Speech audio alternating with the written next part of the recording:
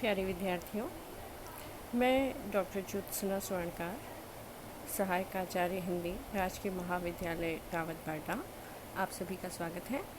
आज हम आकाशदीप कहानी की समीक्षा करेंगे कहानी तत्वों के आधार पर। आकाशदीप कहानी जयशंकर प्रसाद की एक प्रतिनिधित्व करने वाली कहानी है। प्रेमचंद युग के एक प्रतिभाशाली कथाकार के रूप में जयशंकर प्रसाद का नाम लिया जाता है। उनके 5 कहानी संग्रह प्रकाशित हुए हैं, जिनके नाम है छाया, प्रतिध्वनि, आकाशदीप, आंधी और इंद्रजाल। कुल मिलाकर उनकी 69 कहानियाँ इन संकलनों में संकलित हैं। उनकी कहानियों में अनुभूति की तीव्रता है, काव्यात्मकता है, प्रेम चित्रण, प्रकृति निरूपण और कल्पना की प्रचुरता विद्यमान है। उनकी कुछ कहानियों में ऐतिहासिक देशकाल और वातावरण की सफल अभिव्यक्ति भी प्रस्तुत की गई है। आकाशदीप कहानी उन्हीं में से एक है। प्रेम, करुणा, त्याग, बलिदान इनकी कहानियों के प्रमुख विषय रहे हैं। उन्होंने उच्च कोटि के नारी चरित्र अपनी कहानियों में प्रस्तुत किए हैं, जो अपने निश्चल प्रेम, बलिदान और त्याग से पाठकों पर अमिट छाप छोड़ते हैं। आकाशदीप कहानी भी इसी प्रेम और बलिदान को आधार बनाकर लिखी गई है। इस कहानी की नायिका चंपा जो है, अपने त्याग और बलिदान से पाठकों पर एक अमिट छाप छोड़ती हैं। तो कहानी तत्वों के आधार पर हम इस कहानी की समीक्षा करेंगे। सबसे पहला जो तत्व है शीर्षक के आधार पर हम देखेंगे कि ये कहानी का जो शीर्षक आकाशदीप है, ये कितना उचित है। आकाशदीप का जो शीर्षक है संक्षिप्त, सरल और कौतूहलवर्धक है। पाठक में एक कौतूहल पैदा करता है कि आकाशदीप आखिर है क्या। शब्द में ही कहानी का कथानक समाया हुआ है। यह वस्तुवंजक होने के साथ साथ सांकेतिक भी है। एक उद्देश्य, एक संवेदना की ओर इशारा करता भी है, मूल चेतना से जुड़ा हुआ भी है और केंद्र बिंदु स्वयं ही इस शीर्षक में सिमट कर आ गया है। कहानी की सभी मूल घटनाओं का केंद्र चंपा द्वारा प्रज्वलित आकाशद्वीप ही है। कथा के अनेक विशिष्टों में को अपने में समाविष्ट करने के कारण शीर्षक इसका उपयुक्त और समीचीन है। अगला जो तत्व है हम देखेंगे कथानक यानी कहानी। आकाशदीप की कहानी क्या है, किस कथा को आधार बनाकर ये लिखा गया है। जयशंकर प्रसाद द्वारा रचित आकाशदीप शीर्षक कहानी का कथानक चंपा और बुद्धगुप्त के जीवन के इर्द गिर्द घूमता है। चंपा जो है मणिभद्र के दिवंगत प्रहरी की क्षत्रिय कन्या है और बुद्धगुप्त एक क्षत्रिय कुमार है। दोनों ही जलपोत पर बंदी के रूप में रहते हैं। कहानीकार ने इस कहानी के कथानक को क्रमबद्धता देने के लिए 1, 2, 3, 4 जैसे उपविभाग किए हैं। कहानी का आरंभ जो है बुद्धगुप्त और चंपा दोनों बंदियों के मुक्ति संबंधी संवादों से होता है। दूसरे उपविभाग में युद्ध में विजयी होकर बुद्धगुप्त चंपा पर अपनी वीरता का प्रभाव छोड़ता है। तीसरे उपविभाग में चंपा बुद्धगुप्त को अपनी व्यथा कथा सुनाती हैं, जिससे यह स्पष्ट होता है कि वह वासनालिप्त वणिक मणिभद्र के यहाँ बंदी जीवन व्यतीत कर रही थीं। इसी कथा व्यापार में बुद्धगुप्त नए द्वीप पर पहुंचता है। उसका नाम चंपा द्वीप रखता है। चंपा के सान्निध्य में आने से जलदस्यु यानी समुद्र जो डाकू हैं, बुद्धगुप्त के हृदय में प्रेम और संवेदना का संचार होता है। धीरे धीरे 5 वर्ष बीत जाते हैं। चंपा आकाशदीप जलाकर द्वीपवासी जनता का मार्ग आलोकित करती हैं।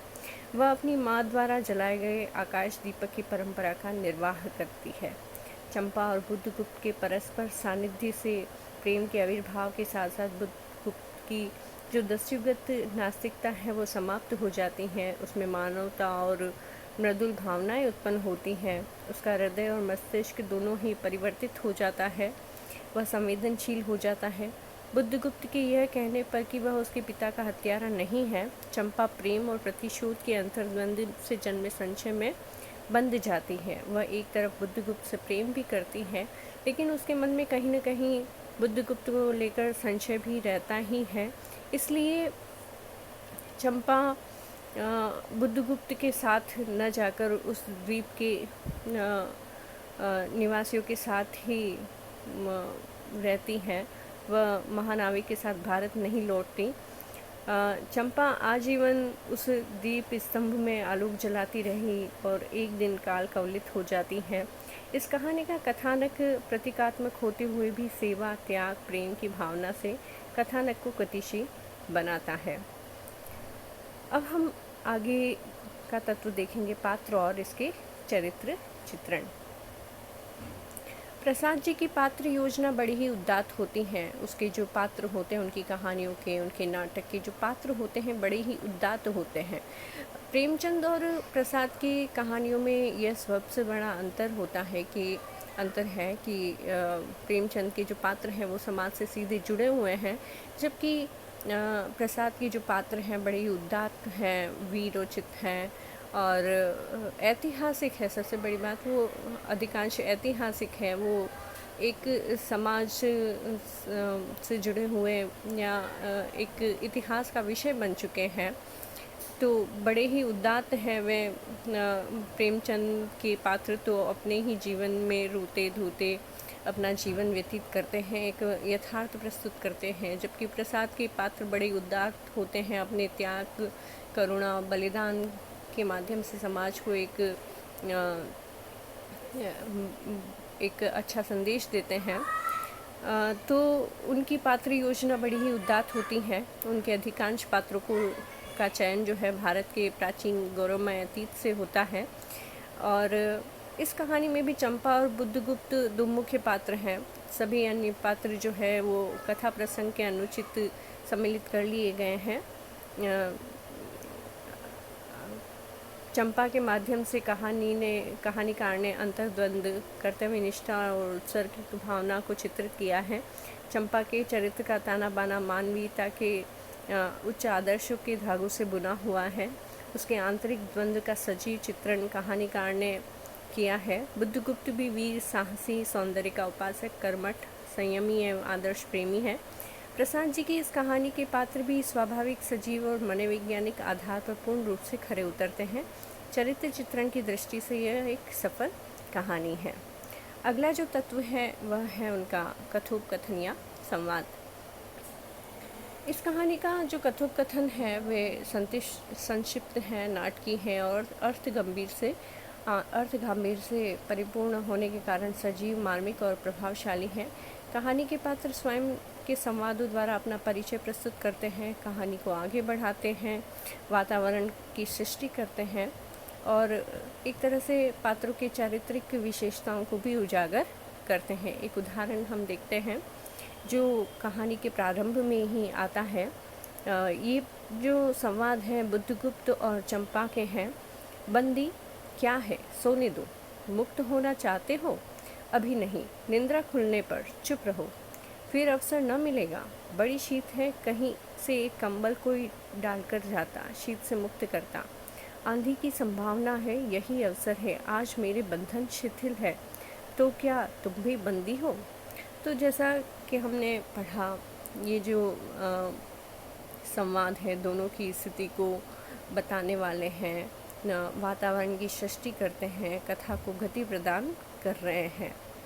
अगला हम तत्व देखेंगे प्रसाद की भाषा और शैली।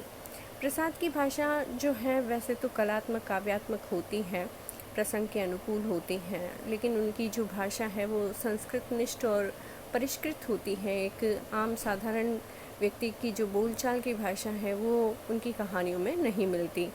इस कहानी की भाषा भी संस्कृत प्रधान है, उसमें तत्सम शब्दों की बहुलता है। प्रसाद जी की जो शब्दावली है वो समृद्ध और व्यापक होती है, उनकी शैली अलंकृत है। इस कहानी की जो भाषा शैली है वह पात्रों की गरिमा और भाव व्यंजना के अनुकूल है। अलंकार, विधान और तत्सम प्रधान ओजमयी भाषा के कारण आकाशदीप कहानी प्रसाद जी की प्रतिनिधि कहानी कही जा सकती है। इस कहानी में नाटकीय शैली तो प्रधान है ही, चित्रात्मकता, वर्णनात्मकता और भावात्मक शैलियों का भी यथास्थान प्रयोग हुआ है। एक उदाहरण देखते हैं। चंपा और बुद्धगुप्त के परस्पर सानिध्य से सौंदर्यजन्य प्रेम के आविर्भाव के साथ साथ बुद्धगुप्त की दस्युगत नास्तिकता समाप्त होकर मानवता और मृदुलता के रूप में परिवर्तित होती है। शरद के धवल नक्षत्र नील गगन में झिलमिला रहे हैं। चंद्र की उज्जवल विजय पर अंतरिक्ष में शरद लक्ष्मी के आशीर्वाद के फूलों और खीलों को बिखेर दिया। यानी आप देखेंगे इसमें सौंदर्यजन, परस्पर सानिध्य, नास्तिकता, मृदुलता, धवल, नक्षत्र, झिलमिल, उज्ज्वल, शरद लक्ष्मी जैसे कई सारे तत्सम शब्द आए हैं। अगला जो तत्व है वो है देश काल व वातावरण।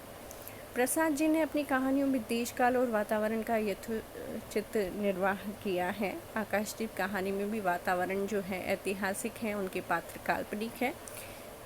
द्वीप के आंचलिक वातावरण का सुंदर चित्रण किया है। भाषा तथा घटनाएं देश काल के सर्वथा अनुरूप है।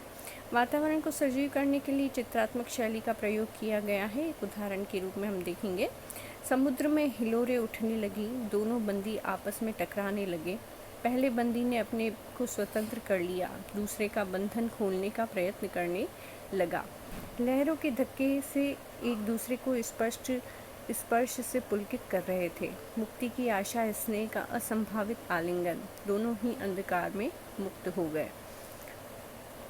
तो यहाँ हम देखेंगे कि एक चित्रात्मक भाषा के माध्यम से वातावरण की सृष्टि की गई है। वातावरण के निर्माण में प्रसाद जी कवित्वमयी, अलंकृत और साहित्यिक शैली काम में लेते हैं।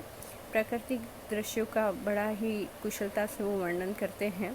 अपनी बहुमुखी कल्पना के द्वारा प्रसाद जी ने सूक्ष्म रेखाओं को पाठकों के सामने उपस्थित कर दिया है। इस प्रकार यह कहानी देशकाल और वातावरण की दृष्टि से भी एक सफल कहानी कही जा सकती है। अंत में हम इसका जो अंतिम तत्व है कहानी का उद्देश्य, कि किस उद्देश्य से ये कहानी लिखी गई है, वो देखते हैं।